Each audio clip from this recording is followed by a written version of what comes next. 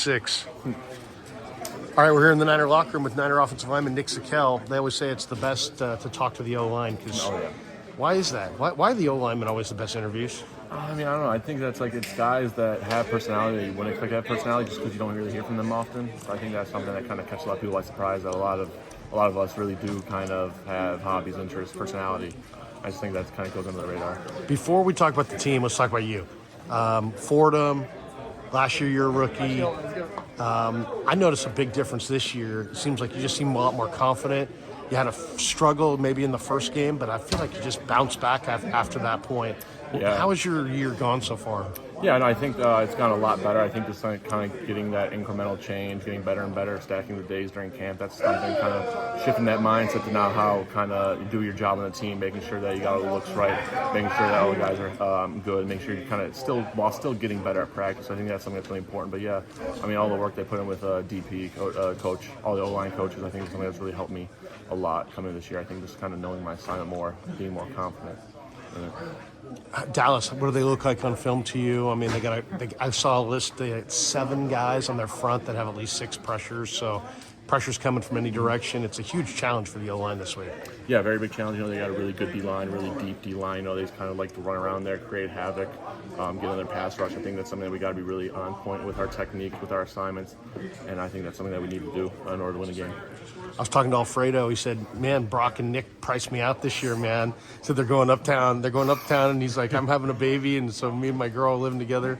Did you guys price out Alfredo this year? No. I mean, it's just kind of that's the way things ended up. You know, Alfredo's still one of our best friends on the team. You know, he's my guy, and I think that kind of we understood like when the opportunity came. For me and Brock to live together, but I think there's something, no hard feelings, regardless. I think what Alfredo's telling you. Alfredo's a great guy. Yeah. What's the night before a game like? I mean, like, do you help Brock? Does Brock help you as far as just mental reps? I mean, especially like that Giant game where you guys knew pretty much the O-line's going to be tested, there's going to be exotics all night long.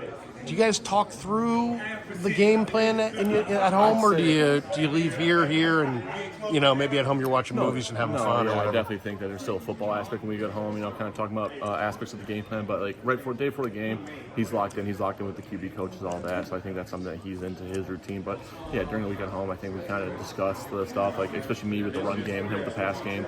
I think kind of helping each other out with those things. Are you amazed at all by what he's doing?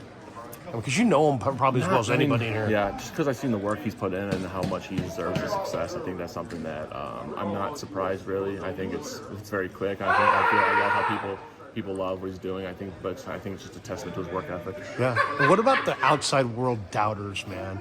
He hears that stuff. You guys hear that stuff. I always laugh at it because I'm like, you got to be kidding, man. You're still doubting this guy. I mean, I don't get that, but you hear it. He hears it. What impact does it have on like the chip on your guy's shoulder? I don't think it has much of an impact on him. I think that he's going to go about his business in the way he does. I don't think he really doesn't pay attention to that noise just because it doesn't really mean anything. I think there's a lot of stuff that he's focused on, especially the game plan and stuff, and I think he's able to tune out that noise very well. I think that's really a testament to his success.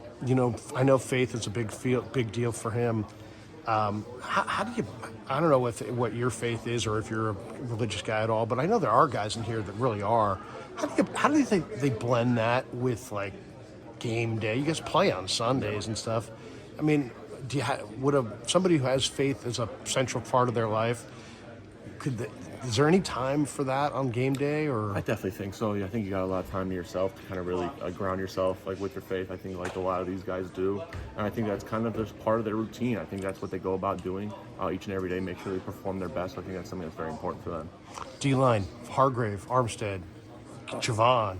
There's guys are playing up front, and you're blocking those guys in camp. Are you at all surprised that this defensive, especially the interior guys, are just absolutely playing at a really high level this year? Yeah, no, I think it's really a testament to how they work too, especially guys like JK coming back this year. But kind of you just see the ferociousness they got in that D-line, just how they can get after guys, really get you in that one-on-one scenario, and that's when they're really attacking, especially when you got guys on the edge like Bosa, Cleveland, Drake, and Carey. I think a lot of those guys really kind of contribute to the success of the defense. A couple last ones. Dallas, is it just another game, or is it a bigger game even in here? I mean, yeah, there's a sense of that rivalry here, but it's just we're going to go about our business every day, kind of do what we got to do, work as hard as we can, stay true to the game plan, get ready in our routines, and we'll get back out there. We'll get out there Sunday and fight. Last one on Forster. We just had a chance to talk to Forster. One of the things that's pretty interesting looking at the numbers, Nick, is that the O-line's been, I don't want to say put on an island, but the tight end doesn't stay in all the time. The fullback's not on all the time. The 5 guys are asked to block, and Kyle's putting the 5 eligibles out in the pattern, basically making them defend the entire field, and then just putting it on Brock to get it out fast. Why do you think that's the plan? Why do you, or as an O-lineman, would you rather have extra guys in blocking, or would you rather have more guys out in the pattern in a kind of a more of a tempo game? I mean, I think when you have the playmakers we have, I think it's the best thing to do is kind of get them out there, get them the ball in space. And I think that's kind of us when no matter what our job is, I think we just got to go out there, do whatever we can with the best technique, best effort possible. Thanks, man. Appreciate the time. Of course. Have a good one. You too. That was great, man.